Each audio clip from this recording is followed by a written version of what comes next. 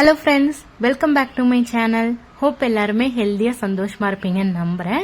இன்னைக்கு வீடியோ பாத்தீங்கன்னா எங்க வீட்டு கார்த்திகை தீபம் அன்னைக்கு நாங்க என்னென்னலாம் பண்ணோம் அப்படின்றத இந்த vlog ஃபுல்லாவே நான் ஷேர் பண்ணிருக்கேன். ஸோ இப்போதான் வீடியோவை ஃபர்ஸ்ட் டைம் பாக்குறீங்கன்னா வீடியோவை ஃபுல்லா பார்த்துட்டு இந்த vlog உங்களுக்கு பிடிச்சிருந்ததுன்னா என்னோட சேனலை சப்ஸ்கிரைப் பண்ணி சப்போர்ட் பண்ணுங்க. நான் மோஸ்ட்லி பாத்தீங்கன்னா ஏதாவது ஸ்பெஷல் டேன்னு வந்தாதான் வீட்டுல ஸ்வீட்ஸே ரெடி பண்ணுவேன். சரி, அன்னைக்கு கார்த்திகை தீபம் அப்படின்றதுனால ஏதாவது ஸ்வீட் பண்ணலான்னு மோஸ்ட்லி தீபம் அன்னைக்கு நிறைய பேர் வீட்டுல அப்பம் செய்வாங்க. சரி, அதுவே செஞ்சிடலாம் தான் செஞ்சிட்டு இருக்கேன்.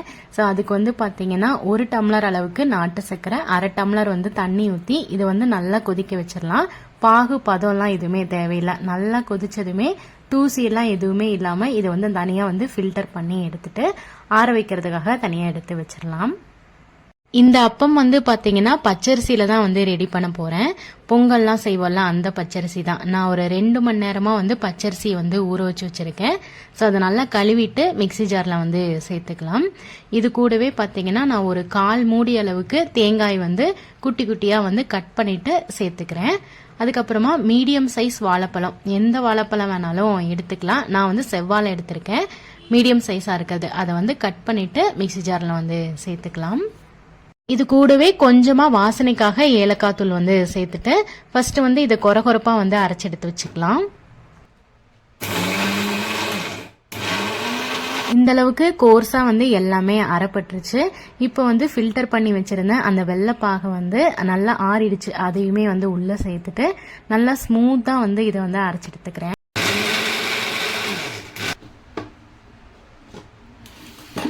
இந்த அளவுக்கு நல்ல ஸ்மூத் கன்சிஸ்டன்சில அரைச்சதுக்கு அப்புறமா இது தனியா ஒரு பவுலுக்கு மாத்தி எடுத்து வச்சுட்டு 1 ஸ்பூன் அளவுக்கு நான் நெய் சேர்த்துக்கிறேன். நெய் சேர்க்கும் போது நல்ல வாசனையா இருக்கும். அதுக்காக தான்.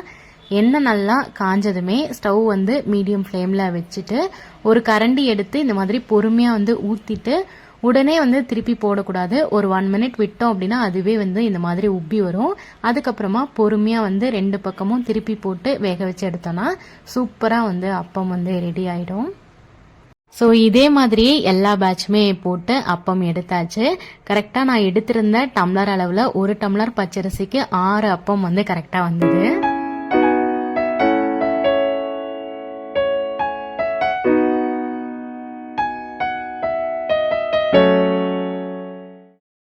ஸ்வீட் செஞ்சு எடுத்து வச்சதுக்கு அப்புறமா பாத்தீங்கன்னா மதியம் போல லாஸ்ட் இயர் யூஸ் பண்ண விளக்கெல்லாம் தனியா எடுத்து வச்சிருந்தேன்.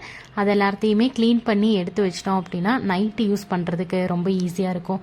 நான் பாத்தீங்கன்னா புது விளக்கு கம்மியா தான் வாங்குவேன். ஏன்னா லாஸ்ட் இயர் யூஸ் பண்ண விளக்கே இருந்ததுன்னா அதையவே நான் ரீயூஸ் பண்ணிக்குவேன். முந்தின நாளே எடுத்து கிளீன் பண்ணி வச்சிட்டோம் அப்படின்னா ரொம்ப ஈஸியாக தான் இருக்கும். எனக்கு அன்னன்னைக்கு டைம் இல்லை அப்படின்றதுனால அடுத்த நாள் தான் பண்ணுற மாதிரி இருந்தது.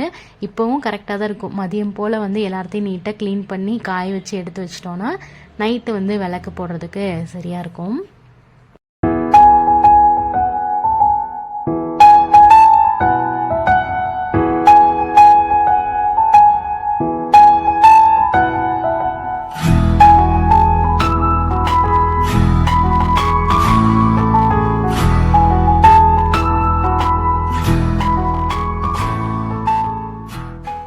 ஈவினிங் ஒரு 4 மணி போல பாத்தீங்கன்னா அன்னைக்கு கார்த்திகை தீபம் அப்படின்றதுனால நெல்லியாவுக்கு மத்தியானமே ஸ்கூல் விட்டுட்டாங்க. ஸோ அதனால நானும் பாப்பாவும் ரெடி ஆகிட்டு கோவிலுக்கு போயிட்டு அப்படியே விளக்கு வாங்கிட்டு வந்துடலான்னு சொல்லிட்டு கிளம்பிட்டோம்.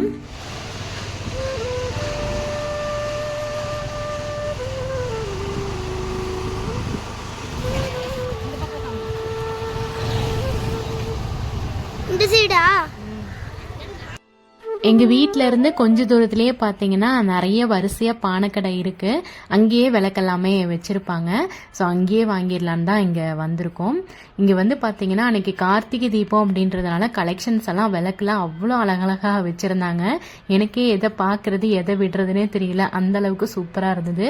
லிங்கத்துல அழகா விளக்கு வைக்கிற மாதிரி, அதுக்கப்புறம் விளக்குலயே பெயிண்ட் பண்ணி அதுல கலர்ஃபுல்லா நிறைய விளக்கு வச்சிருந்தாங்க. அப்புறம் இப்பெல்லாம் 5 திரி விளக்கு வந்து எல்லாருமே வைக்கிறாங்கல்ல. ஸோ அதுலேயுமே பார்த்தீங்கன்னா நிறைய கலெக்ஷன்ஸ் இருந்தது. தாமரையில் விளக்கு வைக்கிற மாதிரி 5 திரி விளக்கு போடுறதுலேயே வந்து அதிலே வந்து பூல ஸ்டார் அந்த மாதிரி நிறைய கலெக்ஷன்ஸ் வந்து வச்சுருந்தாங்க. ஸோ பார்க்குறதுக்கு எல்லாமே சூப்பராக இருந்தது. ஸோ இதில் வந்து நான் 2 மட்டும் எடுத்துக்கிட்டேன். அதுக்கப்புறம் வந்து மீதியெல்லாம் நார்மலாக எப்பவும் போல் வைக்கிற மாதிரி தான் விளக்கு வாங்கியிருந்தேன். வாங்கிட்டு அங்கே பக்கத்துலேயே பார்த்தீங்கன்னா குளத்துக்கு விநாயகர் கோவில் இருக்குது. ஸோ அங்கே சாமி கும்பிட்டு போயிடலான்னு சொல்லிட்டு கோவிலுக்கு வந்தாச்சு. வீட்டில் வந்து விளக்கு வைக்கிறதுக்கு முன்னாடி கோவிலில் விளக்கு வச்சா ரொம்ப நல்லதுன்னு வந்து சொல்லுவாங்க. ஸோ அதனால தான் முதல்ல கோவில்லையே விளக்கு வச்சிடலான்னு சொல்லிட்டு வாங்கின புது விளக்குலையே 2 எடுத்து சாமிக்கு வந்து வச்சிடலான்னு வச்சிட்டு இருந்தேன். ஆனால் வந்து பார்த்தீங்கன்னா காத்தடிச்சதுனால கஷ்டப்பட்டு அது வைக்கவே முடியல, அணைஞ்சிட்டே இருந்தது. ஒரு வழியாக வந்து வச்சுட்டு சாமி கும்பிட்டாச்சு.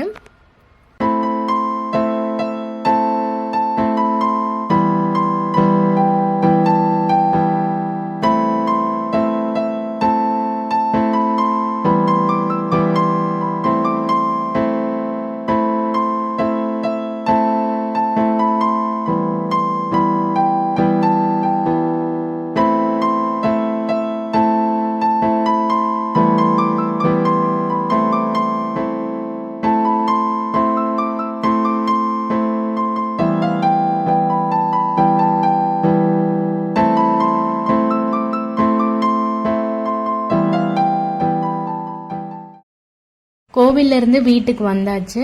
வீட்டுக்கு வந்ததுமே பார்த்தீங்கன்னா வாங்கிட்டு வந்திருந்த புது விளக்கு எல்லாத்தையுமே வந்து தண்ணியில் போட்டு வச்சோம் அப்படின்னா வந்து எண்ணெய் வந்து கசியாது அப்படின்னு வந்து சொல்லுவாங்க. ஒரு நாள் ஃபுல்லாக ஊற வச்சா ரொம்பவே நல்லது. எங்கே நான் வாங்கிட்டு வந்ததே மதியம் போல தான், அட்லீஸ்ட் ஒரு 2 மணி நேரத்துலேருந்து 3 மணி நேரமாவது ஊறட்டும்னு சொல்லிட்டு தான் தண்ணியில் வந்து போட்டு வச்சுட்டேன். நல்லா கழுவிட்டு ஒரு டைம் வந்து தண்ணியில் போட்டு வச்சுட்டேன்.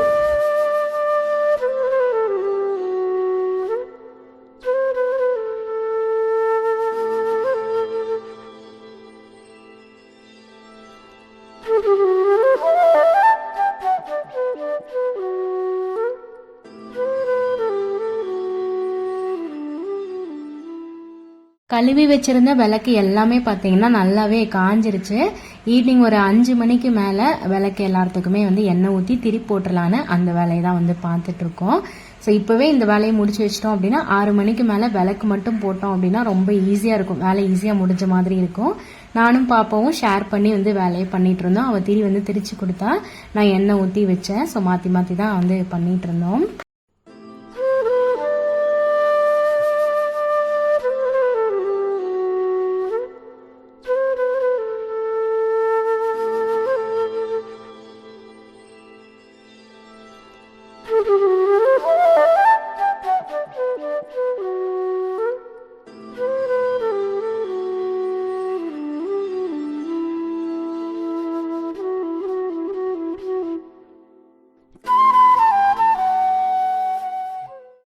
அத்தை வந்து பார்த்தீங்கன்னா வாசலில் வந்து சிம்பிளான ஒரு கோலம் வந்து போட்டு விட்டுட்டாங்க. இங்கே சாமி ரூமுக்கு முன்னாடி ஏதாவது கோலம் போட்டால் நல்லாயிருக்கும். ஸோ பூக்கோலம் போட்டு அதில் விளக்கு வைக்கும்போது பார்க்குறதுக்கு ரொம்ப அழகாக இருக்கும்னு நினச்சேன். சரி, அதனால் சிம்பிளான ஒரு பூக்கோலம் மட்டும் போட்டு அழகாக வந்து டெக்கரேட் பண்ணிட்டோம்.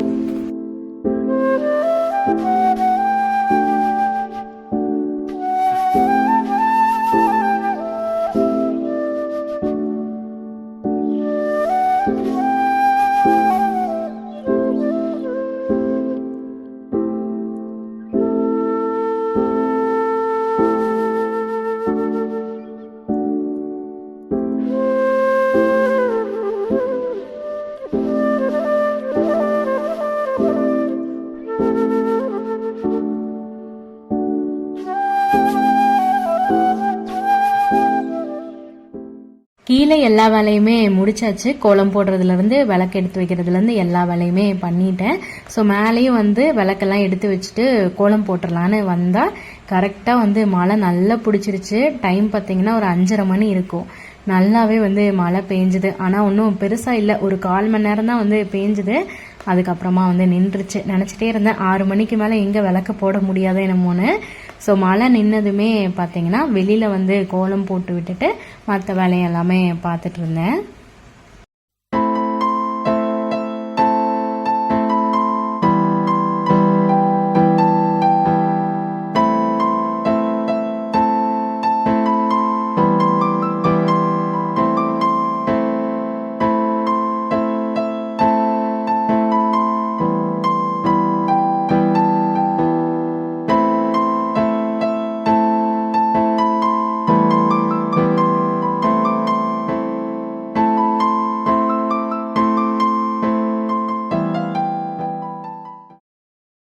மணிக்கு மேலே திருவண்ணாமலையில் வந்து தீபம் ஏற்றினதுக்கு அப்புறமா முதல்ல வந்து வீட்டில் பார்த்தீங்கன்னா கீழே வந்து விளக்கு போட்டுடலான்னு சாமிக்கு முதல்ல விளக்கு போட்டு சாமி கும்பிட்டுட்டு அதுக்கப்புறமா எல்லா இடத்துலையுமே வந்து விளக்கு வச்சோம்.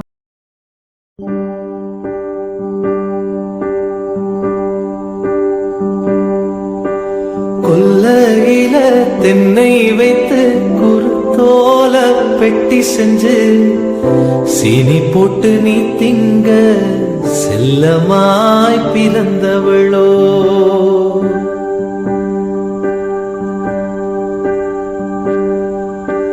கொல்லையில தென்னை வைத்து குருத்தோல பெட்டி செஞ்சு சீனி போட்டு நீ திங்க செல்லமாய் பிறந்தவளோ.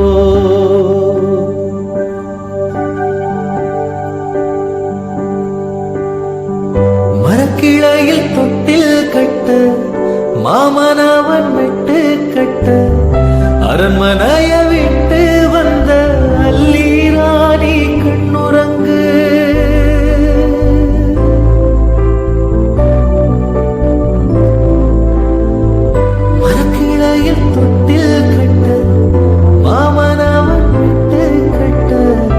அரண்மனைய விட்டு வந்த லீலானி கண்ணுறங்கு.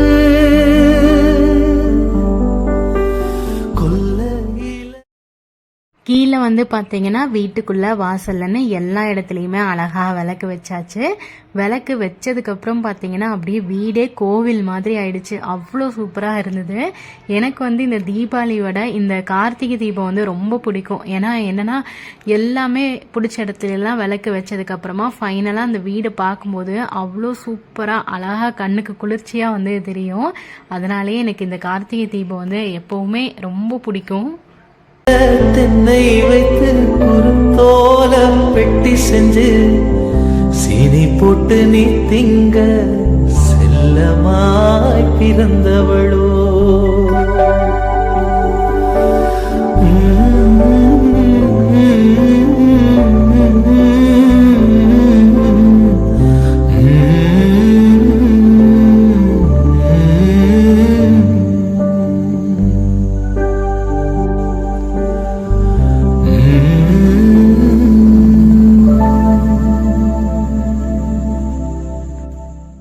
வீட்டில் எல்லா இடத்துலையுமே விளக்கு வச்சுட்டு இங்கே குடோன்லேயுமே விளக்கு வச்சிடலான்னு நான் ஹஸ்பண்ட் குட்டீஸ் எல்லாருமே இங்கே வந்துட்டோம்.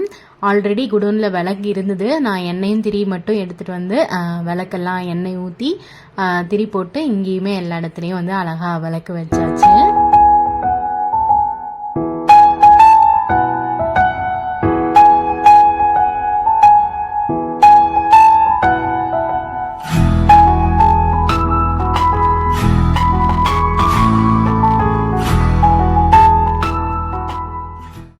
போகிற வழியில் எல்லாருமே பட்டாசு வெடிச்சிட்டு இருந்தது பார்த்த உடனே இந்த குட்டீஸ்க்கும் பட்டாசு வேணும்னு ஒரே ஆடம். நானும் எங்கள் வீதியில் இருக்கிற கடையிலெல்லாம் கேட்டு பார்த்துட்டேன், பட்டாசே இல்லைன்ட்டாங்க. கடைசியில் இந்த பூண்டு வெடி மட்டும்தான் இருந்தது. சரி அதையவே வாங்கி கொடுத்துட்டலான்னு அதை வாங்கி கொடுத்தேன். அதுதான் வந்து இந்த குழந்தைங்க வெடிச்சிட்டு இருந்தாங்க. அவங்க வெடிச்சிட்டு இருக்கிறதுக்குள்ளே நைட்டு டின்னர் வந்து பண்ணிடலான்னு. அன்னைக்கு நைட்டு டின்னருக்கு பார்த்தீங்கன்னா நான் சிம்பிளாக தான் வந்து பிளான் பண்ணியிருந்தேன். ராகி ரொட்டியும் தேங்காய் சட்னி மட்டும் அரைச்சிடலான்னு. ராகி ரொட்டிக்கு வந்து ஃபஸ்ட்டு மாவு பிசைஞ்சு வச்சிடலான்னு நான் அதை தான் பார்த்துட்டு இருந்தேன். ராகி ரொட்டிக்கு வந்து பார்த்தீங்கன்னா ராகி மாவு வந்து நான் 2 கப் எடுத்திருக்கேன். அது கூட வெங்காயம், அதுக்கப்புறம் கொத்தமல்லி, கருவேப்பிலை, காரத்துக்கு மிளகாத்தூள், தேவையான அளவு உப்பு, கொஞ்சமாக சீரகம், இது எல்லாத்தையுமே சேர்த்து மாவு வந்து கொஞ்சம் கொஞ்சமாக தண்ணி ஊற்றி நல்லா பிசைஞ்சுக்கிட்டேன். இது கூட முருங்கைக்கீரை சேர்த்தா ரொம்பவே நல்லாயிருக்கும். முருங்கைக்கீரை அன்னைக்கு நைட்டு போய் எங்கே பறிக்கிறதுன்னு சொல்லிட்டு போடலை, வீட்டில் இருந்தது மட்டும் வச்சு ரெடி பண்ணிட்டேன். அதுவே சூப்பராக இருந்தது. எங்கள் வீட்டில் குட்டீஸ்க்கு ஹஸ்பண்ட்க்கு எல்லாத்துக்குமே வந்து ராகி ரொட்டி வந்து ரொம்ப பிடிக்கும்.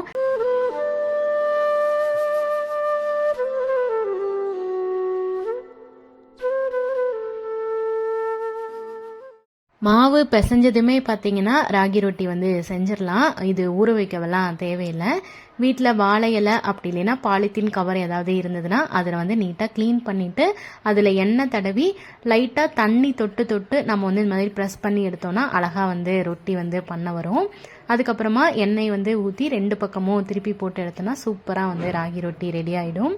அன்னைக்கு டின்னர் வந்து நாங்கள் சூப்பராக வந்து சாப்பிட்டோம். இதோட நான் இந்த vlog வந்து நான் முடிச்சுக்கிறேன். கண்டிப்பாக இந்த வீடியோ உங்களுக்கு பிடிச்சிருக்கும்னு நம்புகிறேன். இந்த vlog உங்களுக்கு பிடிச்சிருந்ததுன்னா என்னோட சேனலை வந்து சப்ஸ்கிரைப் பண்ணி சப்போர்ட் பண்ணுங்கள். இன்னொரு இன்ட்ரெஸ்டிங்கான vlogல பார்க்கலாம். Bye friends.